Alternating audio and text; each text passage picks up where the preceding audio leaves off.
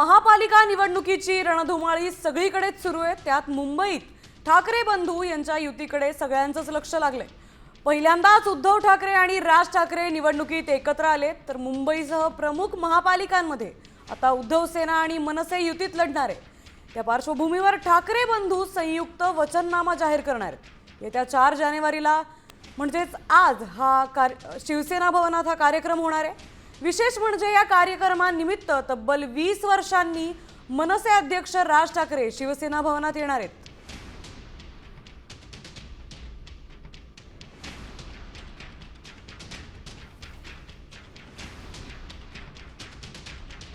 तर आज 19 वर्षांनी राज ठाकरे शिवसेना भवनात वचननामा जाहीर करण्यासाठी येणार आहेत।